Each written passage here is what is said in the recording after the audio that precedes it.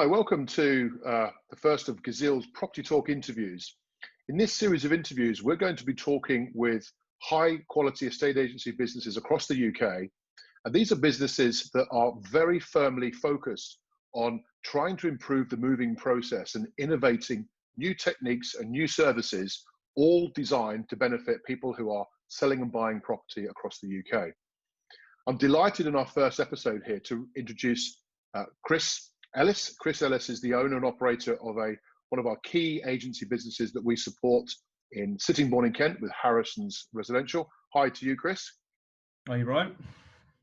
And Chris is going to talk us through some of the key areas of his business and his thoughts about estate agency generally and locally, and what advice we should be giving and people who are thinking of selling and buying a home should be considering in 2020 after this lockdown we've had about moving home.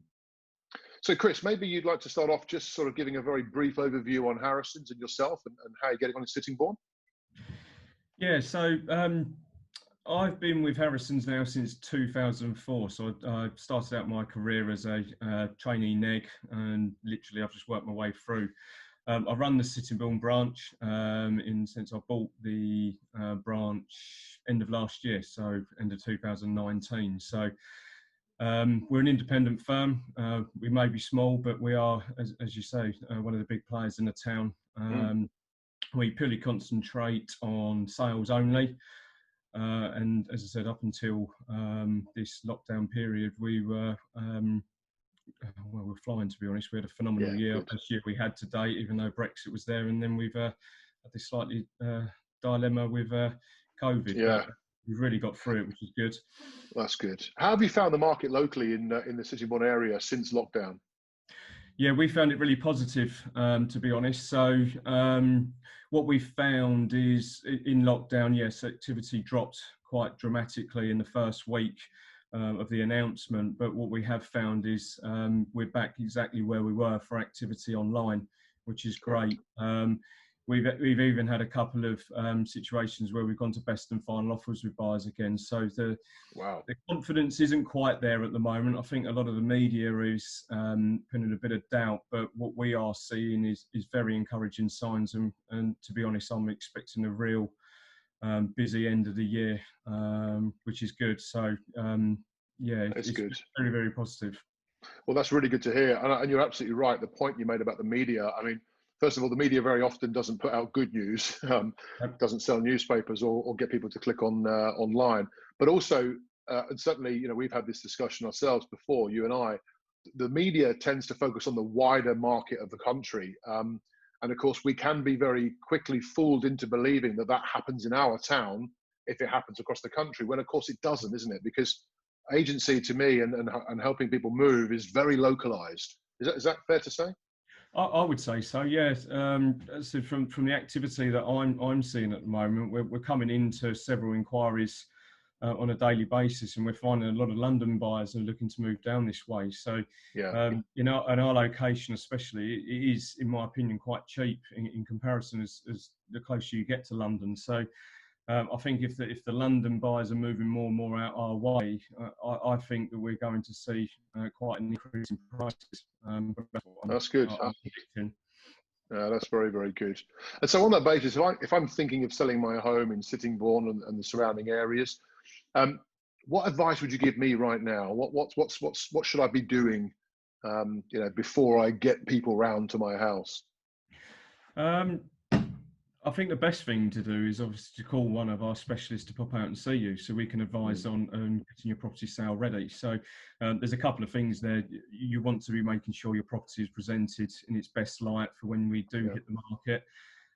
But also, and obviously this is where obviously you come in making sure that we get all the information, the property information form, fixtures and fittings form ready for when we go to market. So. And why getting those things ready, the forms and stuff, why is that important now?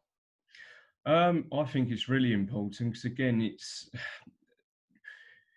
what I've found with the industry is the amount of time it takes to go from agreement of sale through to completion, and it's one of my bugbears, and it has been for the last 17 years. But we want to shave off as much time as possible there. So you want to be getting the conveyances instructed. You want to be making sure that the property information form, the fixtures and fittings forms are completed.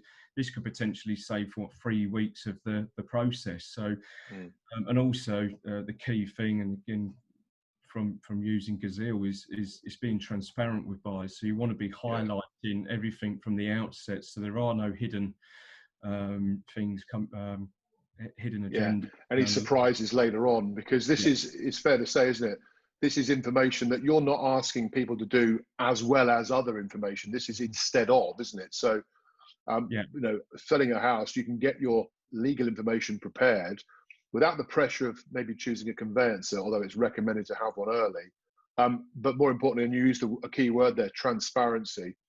It's important, isn't it, to enable, if I'm looking at your house and I can see it, I actually want to be able to read about it and see some of the key evidence that the house has been looked after and it's well maintained, and answers to many of my questions before I make that step and put an offer in. Is that kind of what you're saying?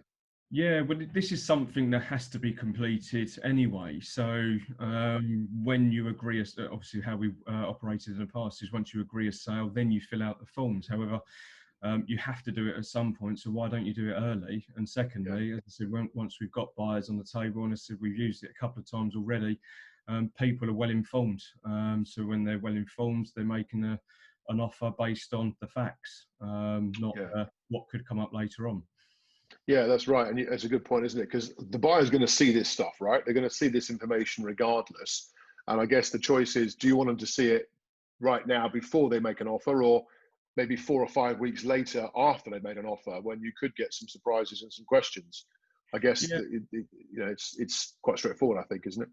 Well, I think so, and I think the worry, and again, I've spoken to a couple of people recently, is a couple of areas of concern, and they didn't want to put it onto the property information form. But as you well know, with consumer protection regulations, this is information that has to be passed on to a buyer. So why not be honest and truthful from the beginning?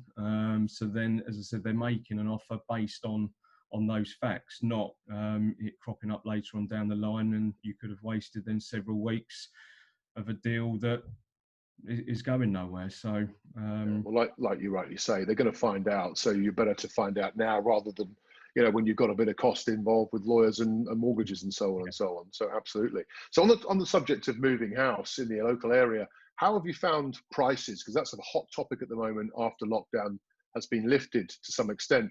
There's been a lot of press about house prices falling or rising, and it's quite confusing, isn't it, for people to know, you know, if I make an offer now, is it going to be the same when I move in, or is it higher or lower? What's your thoughts on house prices in your area, in Sittingbourne at the moment?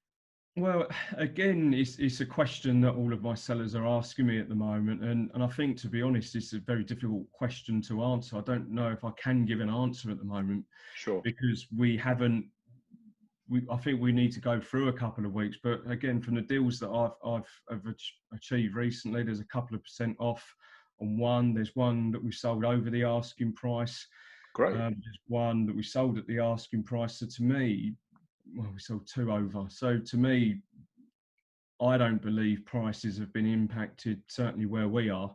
I strongly believe that we're going to see the market pick up, and I can see it increasing rather than decreasing, even though there is this speculation. Yeah, no, that's interesting, isn't it? If you've had a few go over the asking price, that does show what we've all seen, that there's quite a lot of, there's a healthy demand. That's what you said earlier on. There's still a good demand for from buyers, and I think certainly from our experience and what we're seeing across the country is that there's still quite a lot of mortgages out there that are available for people, first-time buyers and second-time movers, second steppers, and even people, you know, buying to let again has come back in. So that's healthy, right? If there's a good flow of mortgage products out there and a willingness from the banks to lend money for property purchases, that's got to be a good sign about keeping prices level. Yeah, as I said, we've had the odd buy-to-let investor register, but what I find more encouraging is the amount of first-time buyers. I said the deals that we've tied up this side of lockdown have all been to first-time buyers. So we've had 5 in just over a week. So I'm quite happy with that. But as I said, the confidence levels are there. Yeah, that's So good. So talking about we talk about prices, and I respect your views on that. I happen to agree with you. I think it's a little bit too early to say yet. We're just on the outskirts of the restrictions being lifted, and and everybody's not fully back in yet to opening their shops. And so I think when we've seen that, we'll get a better idea of what's going to happen. So I agree with you on that. But let's switch our focus to. So I've now found a buyer. You found me a first-time buyer, as you mentioned, or any buyer really. What are some of the challenges that, in your experience, people face with the transaction process, the solicitor's bit? well, I think the key issues are chains and timeframes and timescales. I think there are some conveyancers that work to a certain speed, and there's some that work to another speed. So I think the key issue is timing. So again, I think with the property information form and fixtures and fittings form, that's, as I said, shaving off a few weeks there. Yeah. Do you mean it's taking longer than perhaps people think it's going to take? Yeah, well, again, shockingly, although we'd like to bring this down, our average last year was between 14 to 16 weeks on average sale, Yeah. which is a long time. And I strongly believe that we should be aiming for 8 weeks at a maximum. So I feel, yeah. Yeah, well, I mean, why? I mean, they're obviously, people buying a brand new house or people moving in Scotland, for example, can do it a lot quicker. What do you think needs to change, or what are you sort of driving to change? Obviously, with us and other people, what are your recommendations there? Well, the main key thing and again, the key thing when I first set out was to make it as stress-free as possible. It should be an enjoyable experience. However, there's so many obstacles, but I think if we can be more transparent and get everything in place before, then, as I said, it should make the transaction a lot smoother. Yeah. I think the other concern, and again, this is not only buyers, it's sellers. There's gazumping and gazundering is quite apparent throughout the country. And I think it's something that we need to try and eliminate, and again give that security to both seller and buyer. Just for the people watching this, Chris? What's the difference between gazumping and gazundering? So again, gazumping is where a vendor agrees a deal and then accepts another offer from somebody that might have increased an offer. And gazundering is the other way around, where a buyer will agree to purchase the property.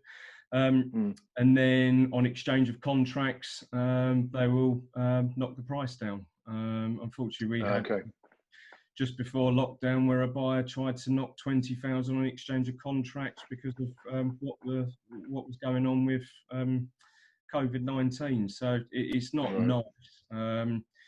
And I think if people had that assurance and security that wasn't going to happen, then I think that's another element that will help create less stress in the whole buying and moving process.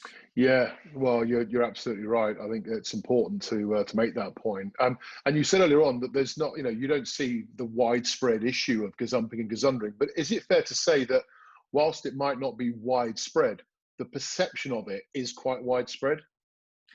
Yeah, I would agree. Again, I tend to find it with a lot of people that are making offers on properties. They want the property removed from the market straight away. And they are worried that they are going to lose the deal. So I think that, some form of security that the seller's not going to proceed with another buyer, and ultimately the buyer's not going to withdraw just because they found a better property just down the road. Yeah, that's a good point, actually, isn't it? Because I guess most people buying quite like the idea that the house comes off the market for them because their perception they might lose it. But equally, it's got to be a fair balance, is that what you're saying, that the buyer should also come off the market. So a way of them both showing commitment to each other is probably the right way forward, yeah? Yeah, I would 100% agree. So at the end of the day, if you want something, you've got to be given something in return. Yeah, that's fair. Yeah, and it's like, if you, I don't know, if you're trying to buy a car or have a holiday or even have a new kitchen installed, people who are supplying you with those things will expect you to make a commitment at the very beginning. Maybe not all the balance, but certainly show some sign that you do intend to. And then if you decide to change your mind and not buy the kitchen or the car, then you are doing so, preparing to walk away from the money you've already invested. Yeah. I guess that's the same thing here, right? Yeah, and it's surprising, isn't it? It's one of the biggest things you would ever do in your life is buy a property. So why shouldn't there be the security when, as I said, you get the same with buying a car or a kitchen? So I don't understand why we are still in this very outdated system. Yeah, but people will argue though that it's a very complicated thing buying a house in comparison to what I've just said, a car, a holiday, or a kitchen. Um, there's so many different moving parts and so many things that can go wrong. Why do you feel that? Do you feel there should be some balance in that? Some reasons that if I'm trying to buy a house, and even if I am committed and prepared to commit financially, should I still be allowed to come away if there's certain things about that house that aren't right? Well, I think at the end of the day, if a buyer's making an offer on a property, that they're not an expert in the field. Obviously, we're a marketing agent. We're not surveyors.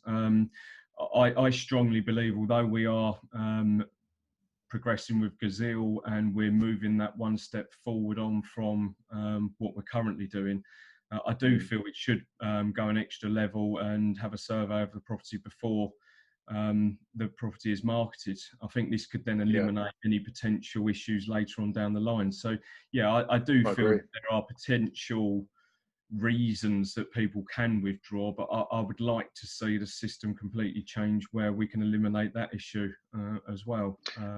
Yeah, that makes sense. I think ultimately, if you are thinking of selling your house, it'd be a great place to be able to have a survey done for yourself. So at least you know what things you might want to do. Back to your earlier point about getting prepared. I guess the challenge though is that was a bit like HIPS, right? Back in 2009, the Home Information Pack, or 2007 to 2010, when the government brought in the seller survey, the home condition report.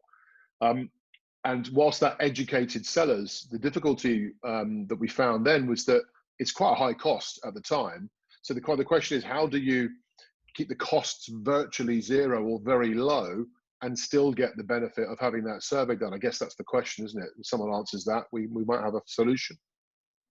Obviously, you've worked with Gazeal now for a couple of months, and it's been very productive. We've been talking to a lot of your customers, in fact, all of your customers, and they certainly seem to be very happy with what you're offering them. What was it made you come and talk to Gazeal in the first place?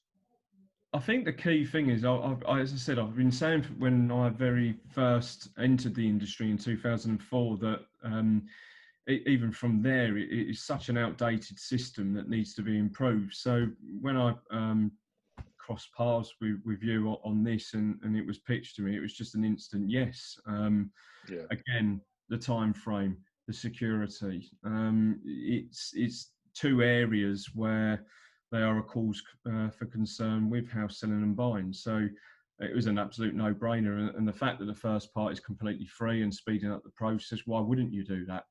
But then again, there's a very small cost, a financial cost to a reservation agreement. But again, I don't understand why you wouldn't commit to a seller or you wouldn't commit to purchasing a property. To me, it would just shave off a lot of stress to the whole transaction. So the majority of my vendors have agreed to go ahead with it. We've already agreed our first reservation. I've got a couple more in the pipeline. So that's great. That's great. Pretty much everybody I've spoken to, any new people that we're going to see, just can't understand why this system's not in place right across the country. It's often a question we get asked ourselves. Why wasn't this here before? Well, it wasn't, but the good news is it's here now. So if you're moving now, then you get the benefit. And a final question for me, Chris, really is just really for the people that you're talking to here. What's your experience been so far of Gazeal? Absolutely great. Can't fault them for service. And again, to give you an idea, as I said, we've only been on it for several weeks. Every one of my sellers has been more than happy. And again, to put it into context, today, which is Wednesday, where we sent across a lead, and within 10 minutes we've had a call from our seller advising how great and we are and Gazeal are for getting it set up straight away. So literally on the button. And again, all of my sellers and to be honest, even buyers and one I've spoken to recently who's actually entered into an agreement had just been gazumped. So it does work both ways. And as I said, all parties seem to be more than happy, especially me. That's great. Well, that's good to know. Well, look, that's everything else. Thank you so much indeed for your time today, Chris.